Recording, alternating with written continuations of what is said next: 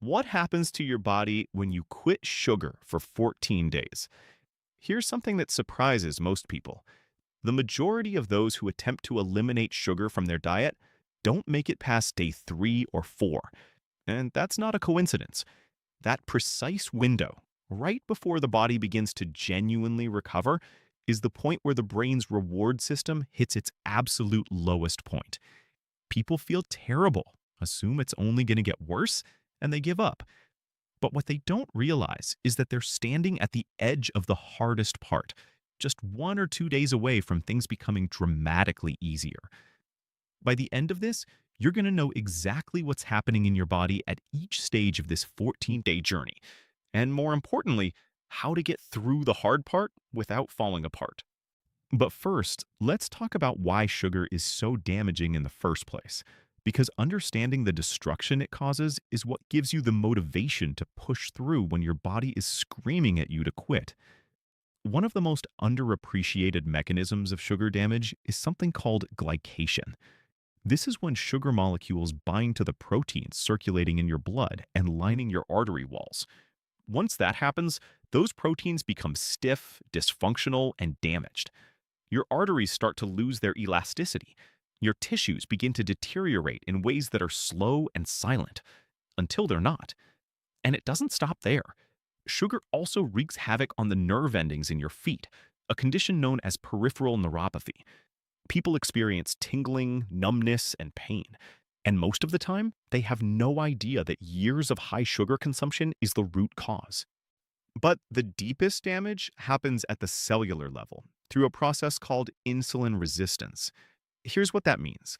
Your cells rely on insulin to act as a kind of key that unlocks the door so glucose, their primary fuel, can get inside.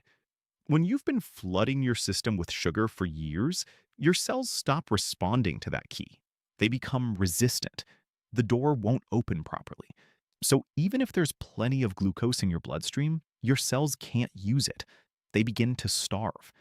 And the cells that suffer the most from this kind of starvation are the neurons in your brain. This is one of the central mechanisms driving cognitive decline and ultimately dementia. So when you decide to cut sugar out of your life, you're not just trying to lose weight or feel better in the short term. You're making a decision that could fundamentally change the trajectory of your brain health. Now, let's walk through what actually happens, day by day. Day 1. You eliminate refined sugar. But here's what most people miss. You also need to eliminate hidden sugars. And the biggest hidden sugar source in the modern diet is starch. We're talking about corn flour, maltodextrin, modified food starch, and all the refined carbohydrates that make up the bulk of processed and packaged food. These aren't just carbs. Starch is essentially a long chain of glucose molecules linked together. The moment it hits your digestive system, those chains break apart and release glucose into your bloodstream, the same way table sugar does. On day 1, you've cut both refined sugar and starchy foods. Physiologically, nothing dramatic has happened yet. Your body is only just beginning to register the change. But quietly, in the background, something important is starting. Your liver begins to draw down its glycogen stores. Glycogen is simply glucose that's been packed together and stored for later use. And because glycogen holds onto water, a lot of it, as your body starts burning through those reserves, you begin releasing that water. You'll notice you're urinating more frequently. You might step on the scale and think something remarkable is happening. And in a sense, it is, just not fat loss yet. Most people drop somewhere between 7 and 11 pounds in the first week, and the bulk of that is water weight. It's real, it's measurable, and it's the beginning of something much more significant. Day 2. This is when the cravings show up. Your body hasn't yet made the metabolic shift it needs to make. The switch from being a sugar-burning machine to a fat-burning one doesn't happen overnight. There's a biological lag. Your enzymatic machinery needs time to reconfigure. The enzymes responsible for breaking down fat into usable fuel need to be upregulated. The mitochondria need to adjust. And while all of that is happening, your insulin levels are dropping sharply. And your body is essentially looking around going, wait, where's the fuel? It knows it has fat stored, but it can't access it efficiently yet. So it sends out a distress signal in the form of cravings. Those cravings are not a sign that something is wrong. They're not a sign that you need sugar. They're a sign that the transition is underway. The most important thing to understand right now is this: the cravings are temporary and they will pass. You don't need to act on them, you just need to outlast them. Day 3. This is the wall. Your brain is demanding dopamine. Dopamine is the neurotransmitter most associated with motivation, reward, and pleasure, and sugar triggers its release in a powerful way. The problem is that chronic sugar consumption doesn't just stimulate dopamine, it gradually damages the dopamine receptors themselves. Those receptors become downregulated, meaning they become less sensitive, less functional. So your brain keeps reaching for the dopamine hit that sugar used to provide, but the machinery for delivering that reward is compromised. What happens next is something that looks almost identical to what happens in drug or nicotine withdrawal. The reward pathway in your brain, which drives behavior through the promise of pleasure or relief, doesn't distinguish between sugar and cigarettes at a mechanistic level. It operates on the same biological circuitry. In the early stages of any addiction, the behavior feels pleasurable, but over time, the pleasure fades, and what drives the behavior becomes something different: the desperate need for relief. Relief from the discomfort, the pressure, the anxiety that builds up when you don't give in. And here's what makes this so physically compelling. When you resist the craving, your body doesn't just sit quietly and wait. It escalates. It triggers the release of cortisol and adrenaline, your stress hormones, to create a mounting sense of internal pressure. Your body is essentially manufacturing discomfort to coerce you into giving in. It's a survival mechanism, wildly miscalibrated, working against your best interests.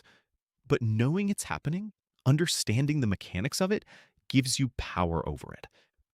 Day 3 to day 4, the breaking point. Between day 3 and day 4 is when most people throw in the towel.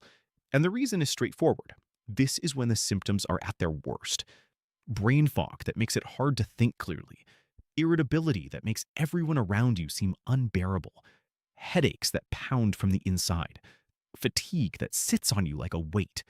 Anxiety, agitation, a general sense that your body is in open revolt. All of this is cortisol. All of it is your brain's dopamine system being destabilized and demanding resolution.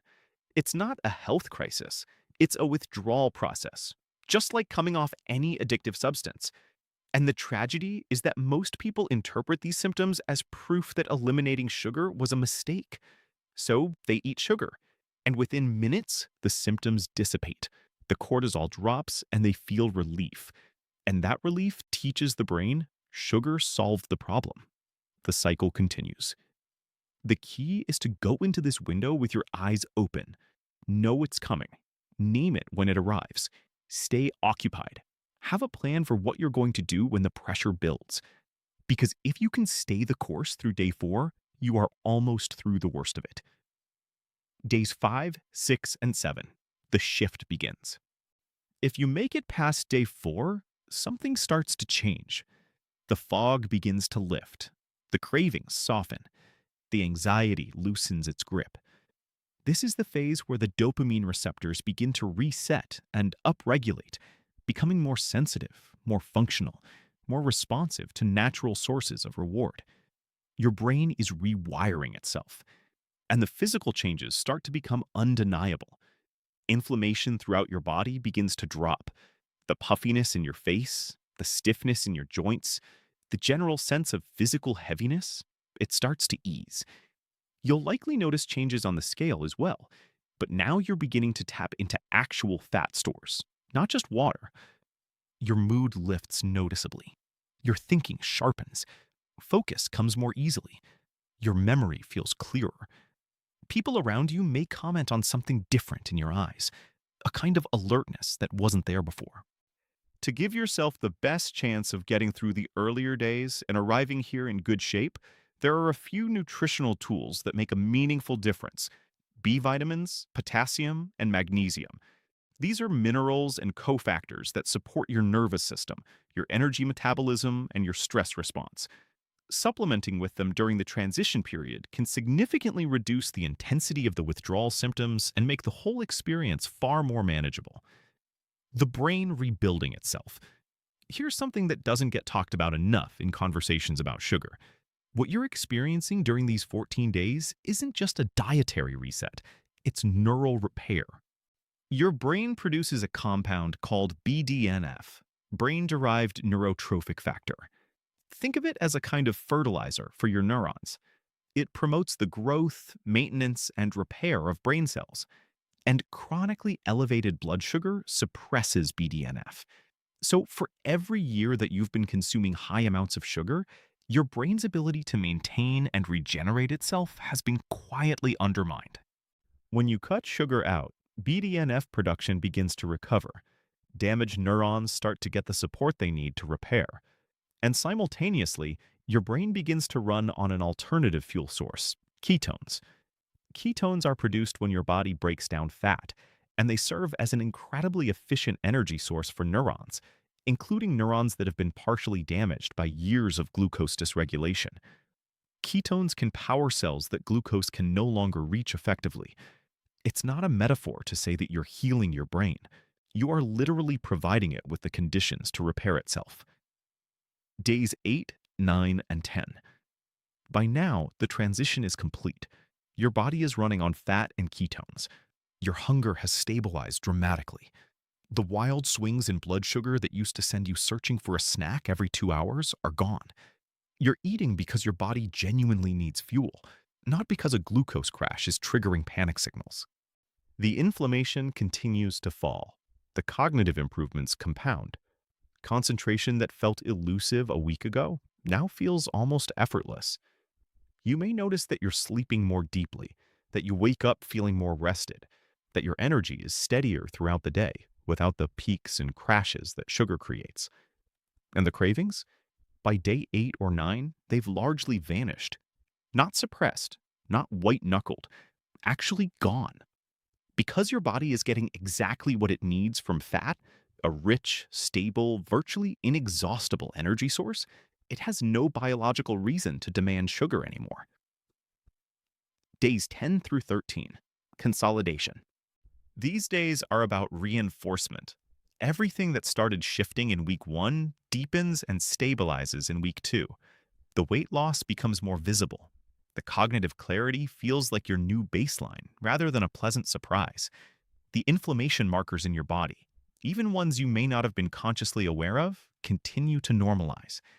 Your gut microbiome is also shifting during this time. The bacteria that thrive on sugar are being starved out, and the bacteria that prefer fiber and fat are gaining ground. This matters more than most people realize because your gut microbiome directly influences your mood, your immune function, your inflammation levels, and even your cravings. As the balance of bacteria shifts toward a healthier composition, you may find that your preferences begin to shift too, that heavily sweet foods start to seem less appealing, while savory, whole foods become genuinely satisfying. Day 14, a new normal. By the time you reach day 14, something remarkable has happened to your dopamine system. The receptors have reset. The sensitivity has been restored. And one of the most immediate effects of this is that food tastes different, better, more complex and nuanced.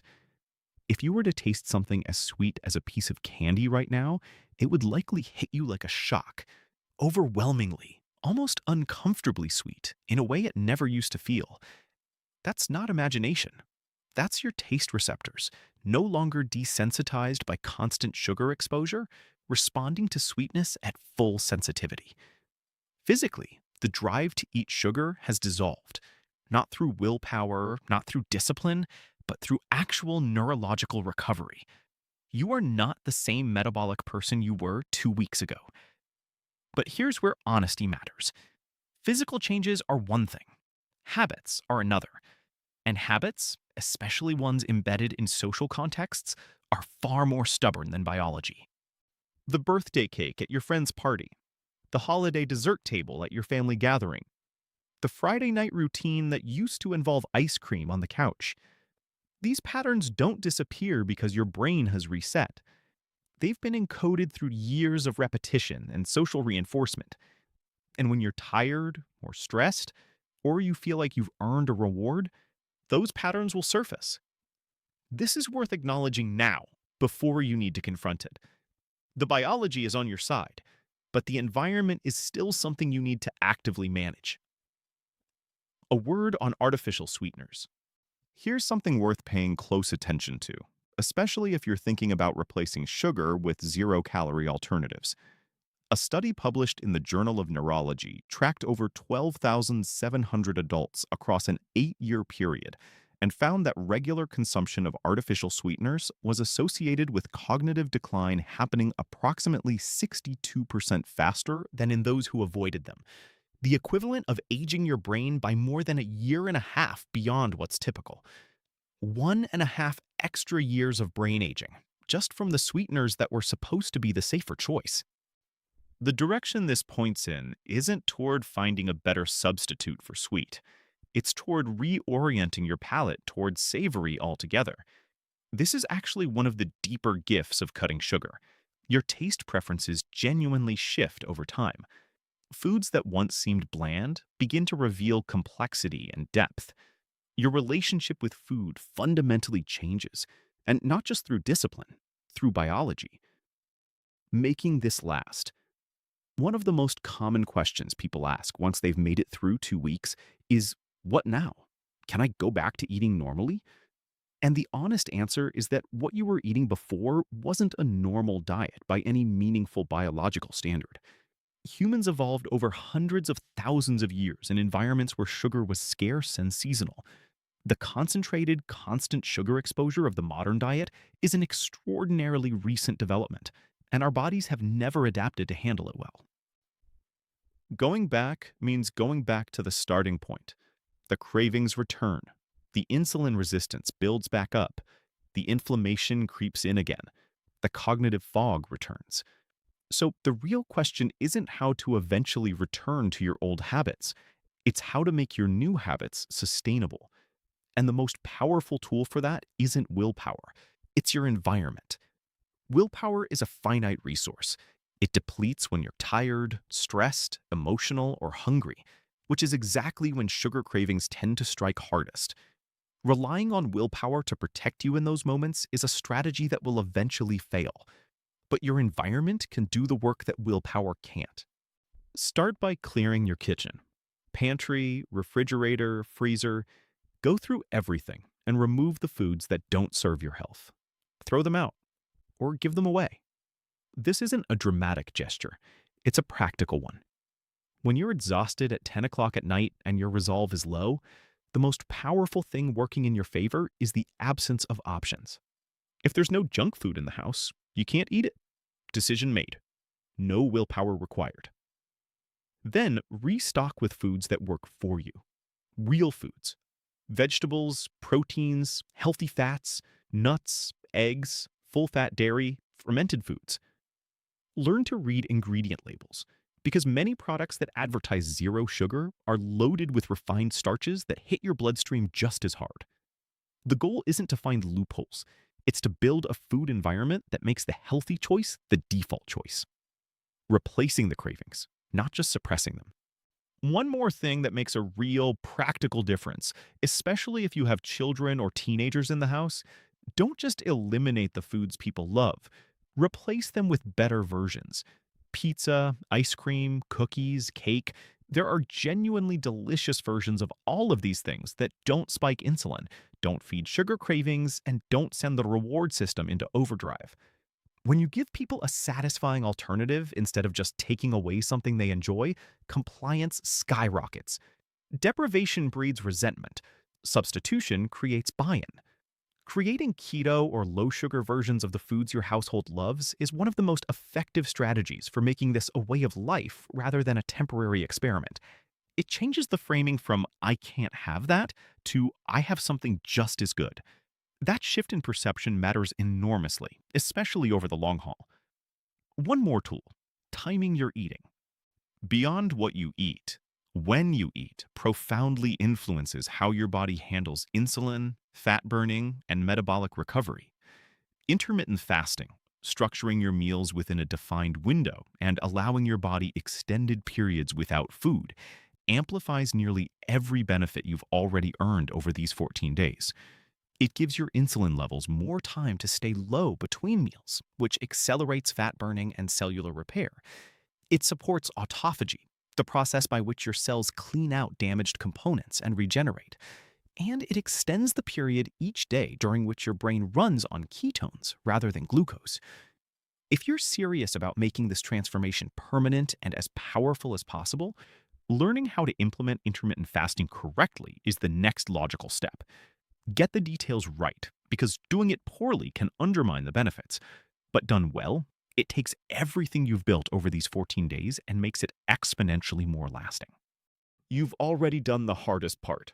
Now it's time to make sure it holds.